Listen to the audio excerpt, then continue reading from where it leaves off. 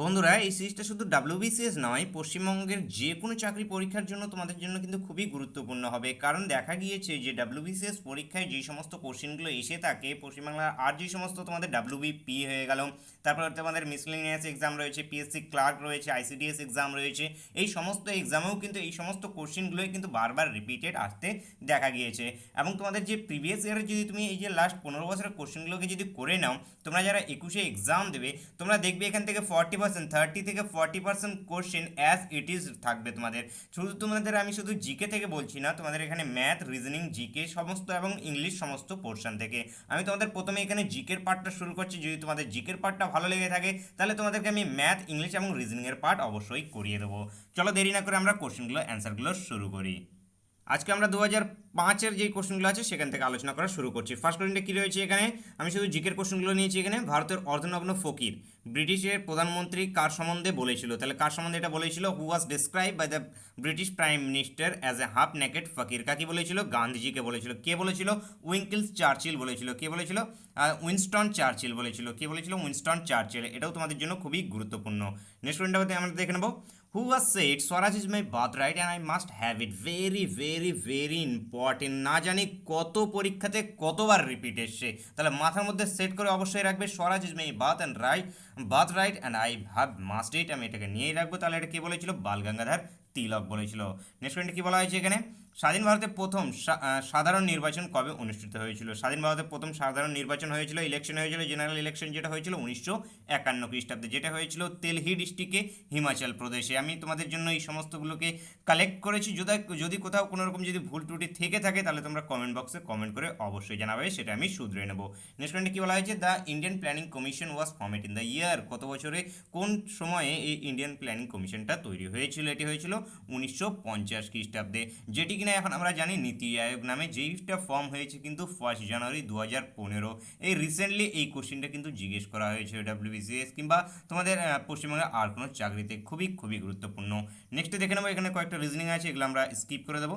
Next point এখানে কী রয়েছে? এখানে ডেন্টিস্ট আর ইউজড, যেগুলো দন্ত চিকিৎসক যারা যারা রয়েছে, ওরা কি মিরর ইউজ করে? তাহলে ওরা কি মিরর ইউজ করে? এখানে তোমাদের এখানে কনকেভ মানে কি?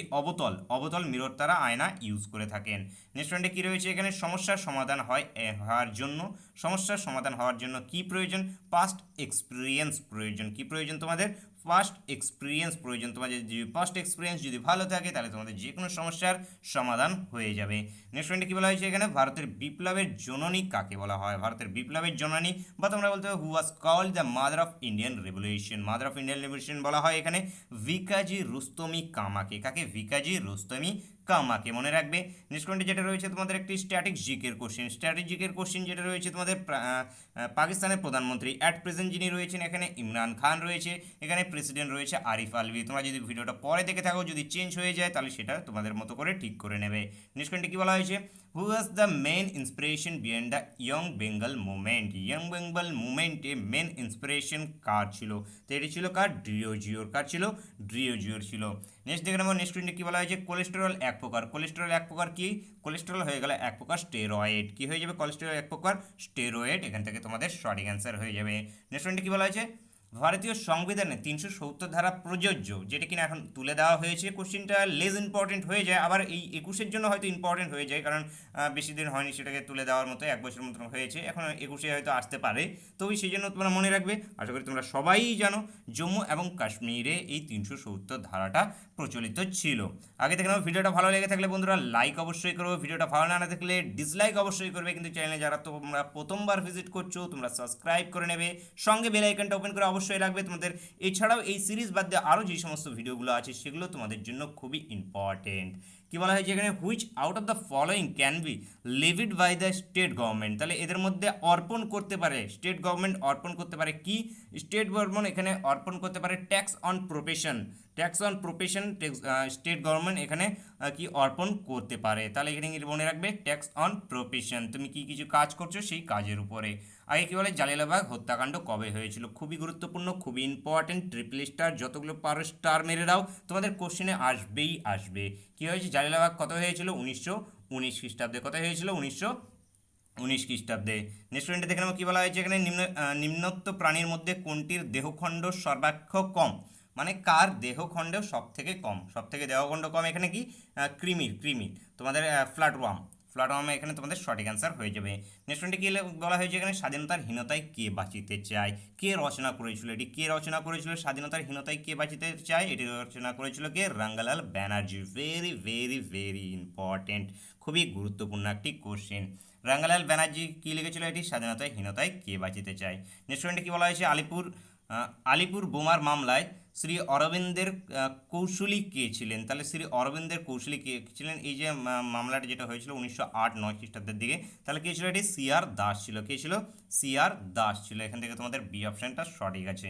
নেক্সট কি পৃথিবীর নাইট্রোজেনের সর্ববৃহৎ সঞ্চয় হলো, তাহলে পৃথিবীর নাইট্রোজেন সব থেকে বেশি নাইট্রোজেন কোথায় পাওয়া যায়, বায়ুমণ্ডলের স্তরগুলো যে রয়েছে, বায়ুমণ্ডলের যে স্তর রয়েছে সেই বায়ুমণ্ডলের স্তরে সব থেকে বেশি এখানে তোমাদের কি পাওয়া যায়, নাইট্রোজেন পাওয়া যায়। এই কোশ্চেনটা এইভাবেও আসতে পারে, কোথাও না অপশনে থাকতে পারে অ্যাটমসফিয়ার, বায়ুমণ্ডল বাদ দিয়ে তোমাদের থাকতে পারে কি অ্যাটমসফিয়ার, এই অ্যাটমসফিয়ারটাও কিন্তু তোমাদের সঠিক অ্যান্সার হয়ে যায়। নেক্সট কি বলা হয়েছে এখানে 1956 সালের দ্বিতীয় শিল্পনীতিতে শিল্পগুলিকে কয় ভাগে শ্রেণী বিভাগ করা হয়েছিল, এখানে কয় ভাগে শ্রেণী বিভাগ করা হয়েছিল, 3 ভাগে শ্রেণী বিভাগ করা হয়েছিল। ইংরেজিতে কি আছে, in the second institutional policy in 1956 institute are divided কটা ক্লাসে, 3টে ক্লাসে।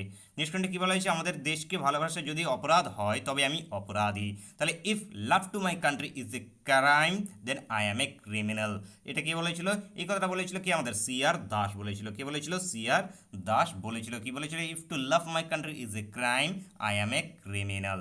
নেক্সট কি দেখে নেবো আপনার কি এখানে রয়েছে, এখানে who was the first Indian martyr in United Kingdom, United কিংডমে প্রথম শহীদ কে ছিল, ইউনাইটেড কিংডমে প্রথম শহীদ ছিল মাদারলাল ডিংরা, কে ছিল মাদারলাল ডিংরা মনে রাখবে। এবং কাকে মেরেছিল এটা, এখানে মার্ডার করেছিল এখানে চার্চ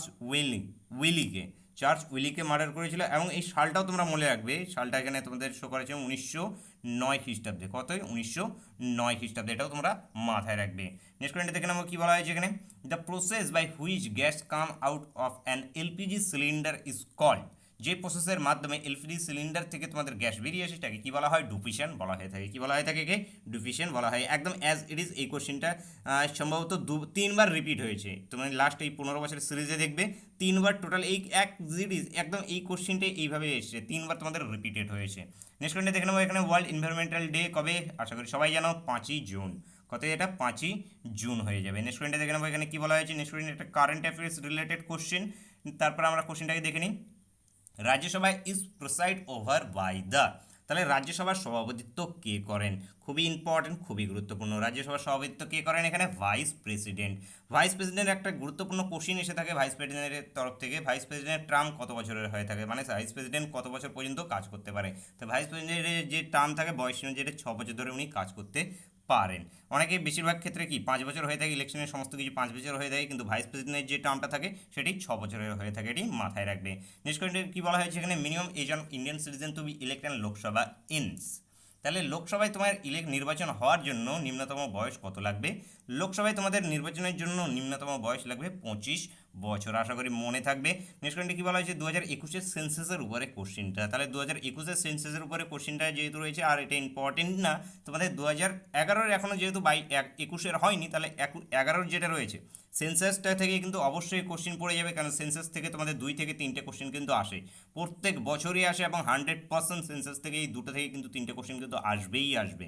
কি বলা হয়েছে, according to census report 2011 literacy rate in West Bengal was, West বেঙ্গলের লিটারেসি রেট কত রয়েছে, আমি এটা তোমাদের এক একটা ইম্পর্টেন্ট না, 11টা এখানে আমি লিখে রেখেছি, এটা 2011 সালের লিটারেসি রেট ছিল এখানে 76.26, যেখানে তোমাদের ছেলেদের ছিল 81.69 এবং তোমাদের মেয়েদের ছিল এখানে 70.56%, তাহলে এটা তোমরা মনে রাখবে অবশ্যই। নেক্সট পয়েন্টে দেখে নেবো কী বলা হয়েছে এখানে, কোন সালে পশ্চিমবঙ্গের বিধান পরিষদের বিলোপ হয়েছিল, তাহলে বিধান পরিষদের বিলোপ হয়েছিল কত খ্রিস্টাব্দে, এটা বলা হবে 1969 খ্রিস্টাব্দে 21শে মার্চ, ডেটটাও দেওয়া হয়েছে 21শে মার্চ।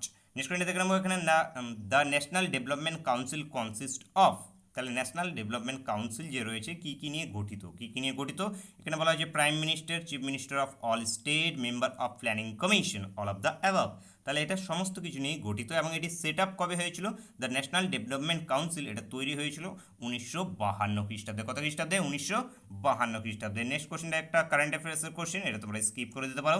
নেক্সট কোশ্চেনটা আমরা দেখে নেবো এখানে, the amount of blood in the blood circulatory system of a man. তাহলে একটা ছেলের মধ্যে এখানে বলা হয়েছে বা মানুষের মধ্যে বলা হয়েছে দ্য ব্লাড সার্কুলেটরি সিস্টেমটা কত থাকে, কতগুলো করে ব্লাড এখানে এ ধরে সার্কুলেট করে, সেটা হয়ে যাবে 5 লিটার। কত হয়ে যাবে? 5 লিটার।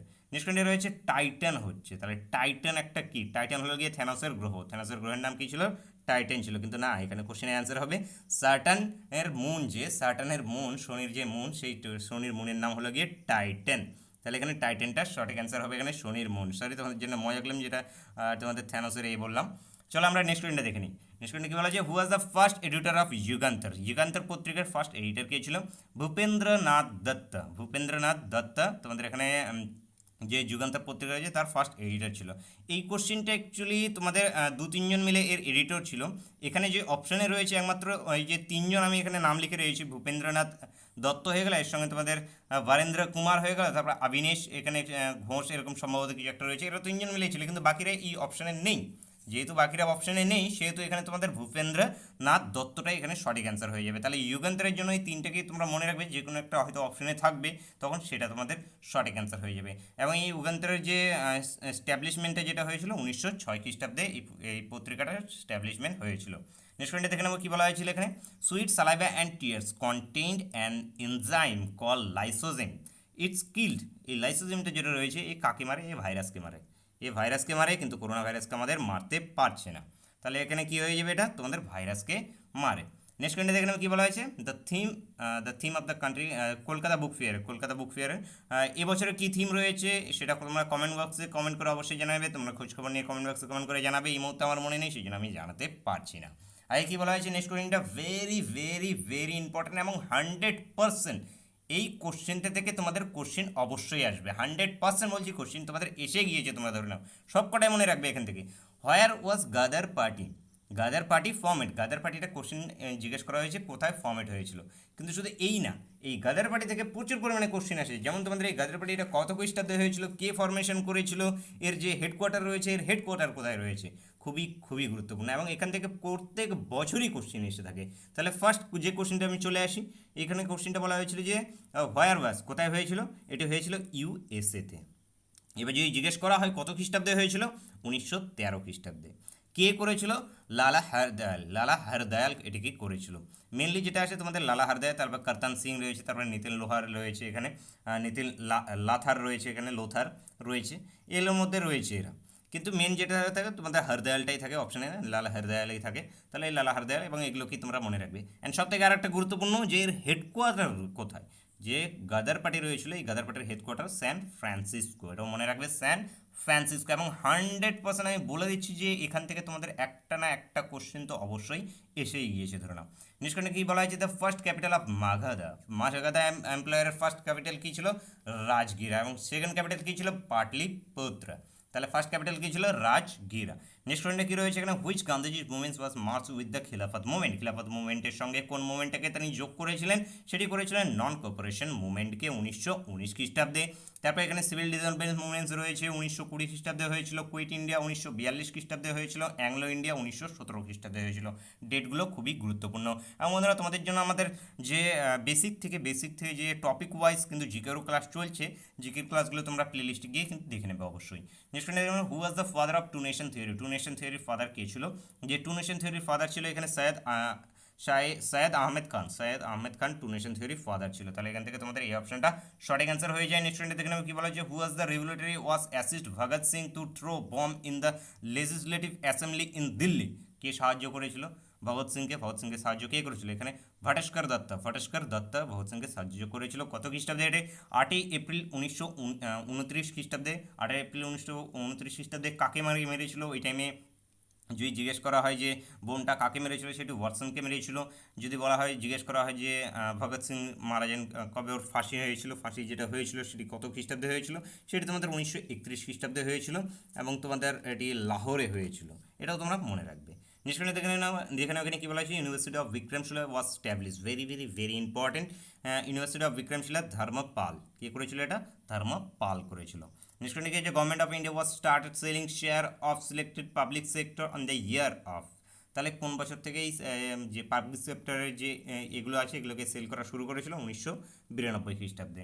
নেক্সট পয়েন্টটা কি বলা হয়েছে এখানে, ভারতের প্রথম উপরাষ্ট্রপতি কে ছিলেন? ফার্স্ট ভাইস প্রেসিডেন্ট কে ছিল? ডক্টর সর্বপল্লী এখানে রাধাকৃষ্ণন, ডক্টর সর্বপল্লী রাধাকৃষ্ণন। তাহলে এটাও মনে রাখবে অবশ্যই। নেক্সট পয়েন্টে বলা হয়েছে কোন বছর থেকে ভারতীয় অর্থনীতিতে বিশ্বায়নের নীতি অনুসরণ করা হয়? তাহলে এখানে from which year policy of globalisation of Indian economy has been followed? তাহলে এটি 1991 খ্রিস্টাব্দ থেকে, 1991 খ্রিস্টাব্দ থেকে।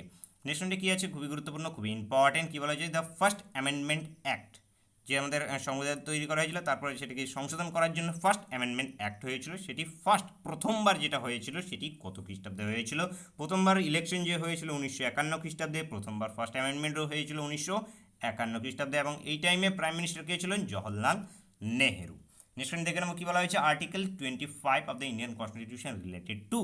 তাহলে আর্টিকেল 25 যেটা রয়েছে কার সঙ্গে এটা রিলেটেড? তাই এটা related right two freedom of religion. তাহলে রাইট টু ফ্রিডম অফ রিলিজিয়নের সঙ্গে রিলেটেড আর্টিকেল 25, তাহলে এটাও তোমরা মনে রাখবে। নেক্সট পয়েন্টে দেখে নেবো কী বলা হয়েছে এখানে তোমাদের, যে রয়েছে এখানে, Rajya Sabha was started in the year, Panchayati Raj was started in the year, তাহলে কোন বছর থেকে পঞ্চায়েতি রাজটা শুরু হয়েছিল? ভেরি ভেরি ভেরি ইম্পর্টেন্ট এবং খুবই গুরুত্বপূর্ণ কোশ্চিন। এখান থেকে আর অনেকগুলো কোশ্চিন এসে থাকে, যেমন তোমাদের পঞ্চায়েতি রাজটা প্রথম শুরু হয়েছিল 1959 খ্রিস্টাব্দে, কোথায় হয়েছিল? রাজস্থানে হয়েছিল, নওগাঁয়ে হয়েছিল। সেকেন্ড টাইম কোথায় হয়েছিল? সেটি আন্ধ্রপ্রদেশে হয়েছিল। এগুলোও তোমরা মনে রাখবে অবশ্যই। তারপরে এটা রয়েছে তোমাদের, এটা রিজনিংয়ের কোশ্চেন রয়েছে, আমরা স্কিপ করে দেবো। নেক্সট পয়েন্টে দেখে নেবো, in which plan target to deficit financial tax as zero? এটা তোমাদের যে 12 ইয়ার প্ল্যান যেটা ছিল সেই প্ল্যান থেকে, সেই প্ল্যানটাকে এখন নীতি আয়োগে পরিণত করে দেওয়া হয়েছে। এটা কি 9th প্ল্যান, এটা হয়ে যাবে তোমাদের 9th প্ল্যান। তারপরে যে কোশ্চেনটা রয়েছে এখানে, একটা কারেন্ট ইভেন্টের কোশ্চেন ছিল এখানে, হ্যামলেট গ্রামীণ জনবসতি এর বৈশিষ্ট্য।